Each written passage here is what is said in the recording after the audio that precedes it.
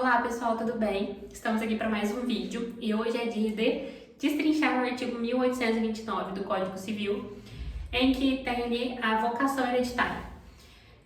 Fazendo um breve resumo, quando uma pessoa falece e deixa bens, por lei, obrigatoriamente, algumas pessoas ali, alguns parentes, herdarão esses bens.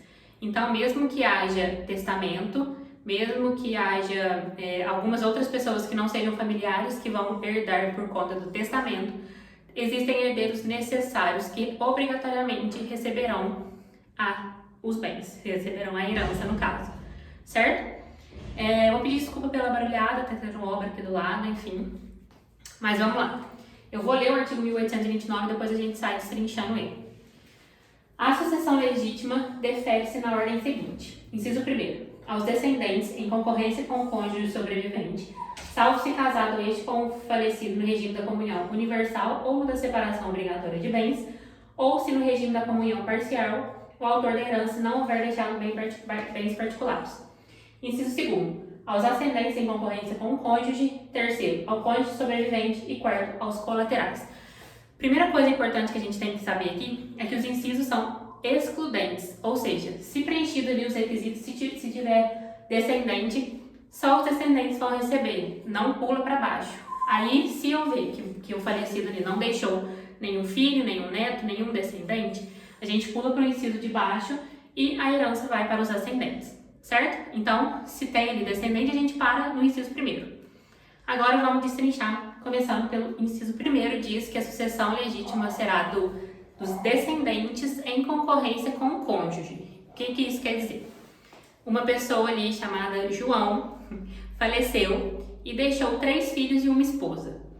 Em algumas situações, essa herança será dividida tanto para os filhos quanto para a esposa dele. Só que existem algumas exceções.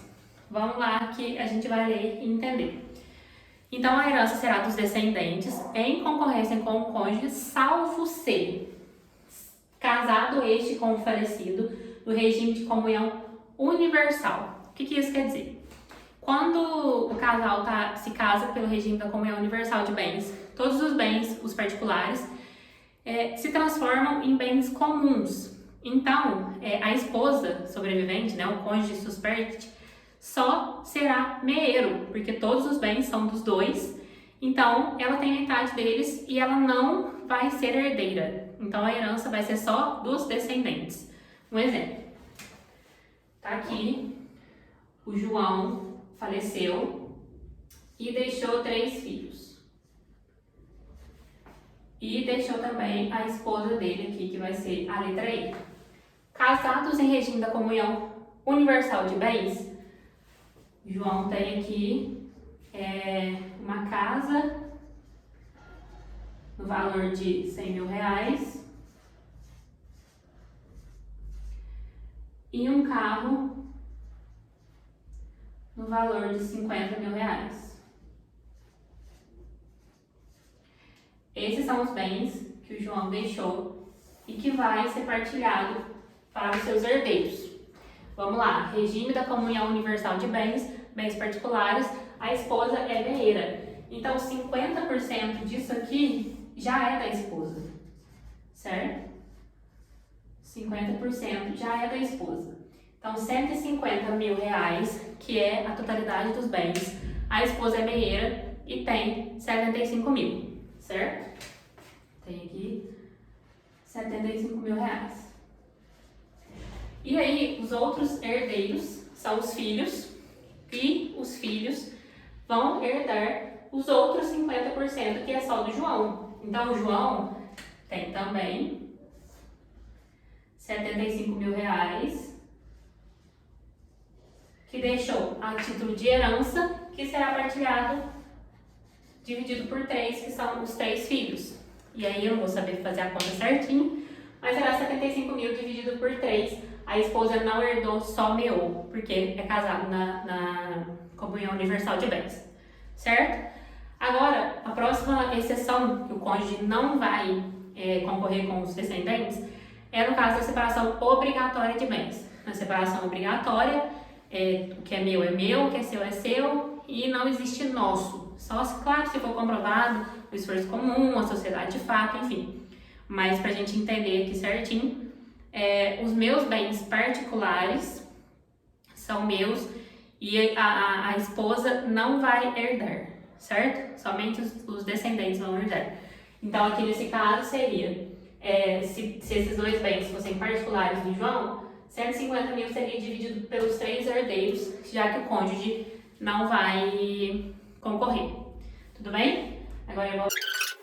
Uma frase do inciso primeiro é a seguinte: salvo ser, né, o autor no regime da comunhão parcial, o autor da herança não houver deixado bens particulares.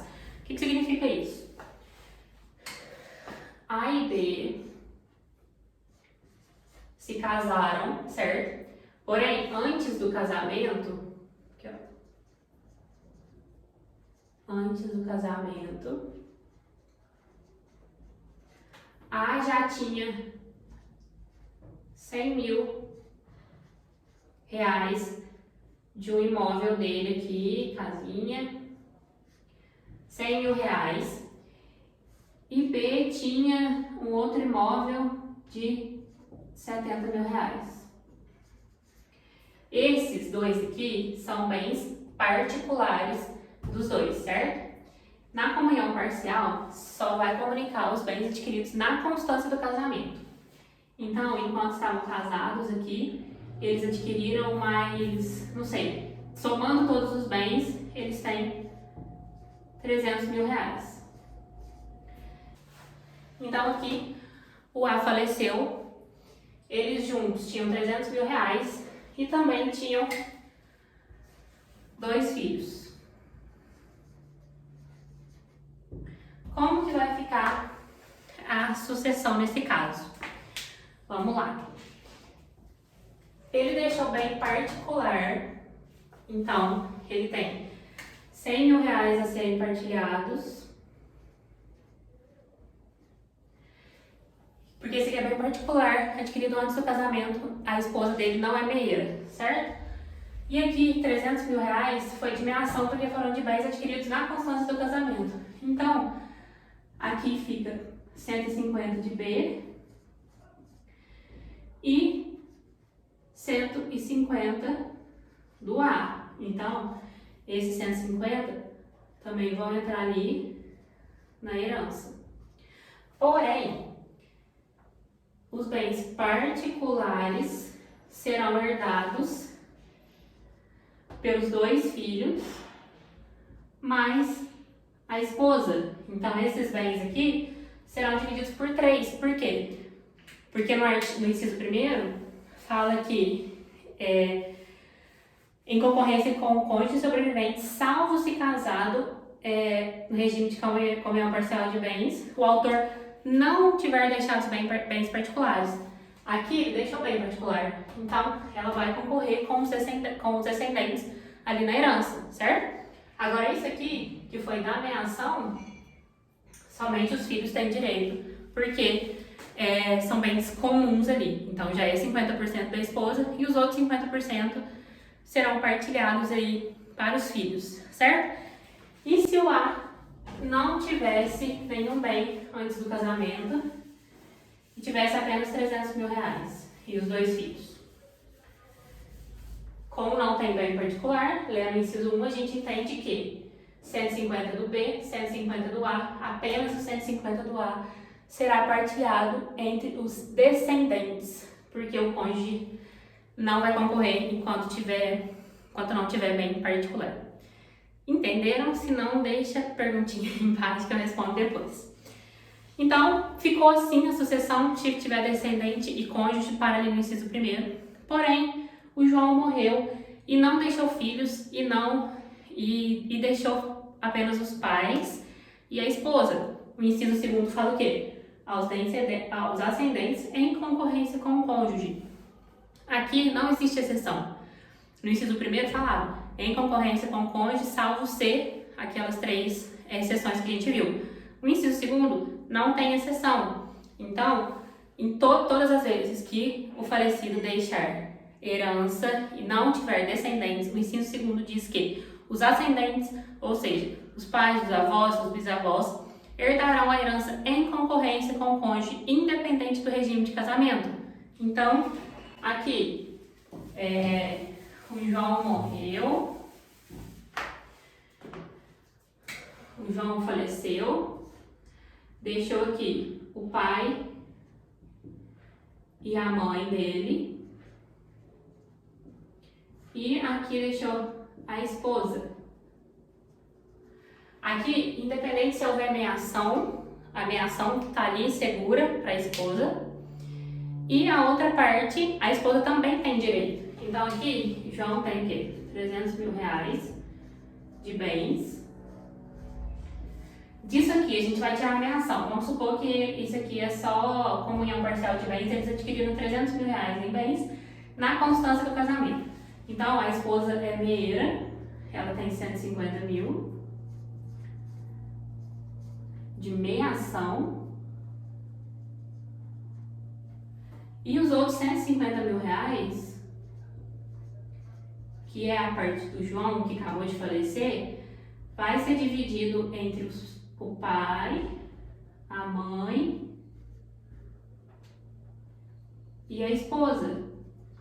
Então, vai ficar 150 mil dividido por 3. Cada um vai ficar com 1/3. Então, além da meação, a esposa ainda tem direito a 1/3 dos 150 mil reais. Por quê? Porque, independente do regime de bens, ela vai concorrer com os ascendentes, certo? E aí, João faleceu, não deixou filhos, não deixou os pais, o cônjuge herda tudo, que é o inciso 3º, que fala que o cônjuge vai herdar tudo, independente também do regime de bens. Agora, caso não tenha filhos, nem esposa, nem os pais, o inciso 4º, fala dos colaterais. Os colaterais são aqueles, né, que os parentes em linha colateral, que tem que achar o ascendente comum, enfim. Isso é matéria para um outro vídeo, mas se não tiver filhos, não tiver os pais, não tiver nenhuma esposa, os colaterais vão herdar. Então, os irmãos, sobrinhos, tios, e aí vai depender ali de quem tá vivo, de quem não tá. E a gente fala sobre isso, né, sobre o parentesco em algum outro vídeo. Era isso que eu queria trazer hoje, eu espero que vocês tenham entendido. Se ficou alguma confusão aí, podem me perguntar. E é isso, até o próximo vídeo.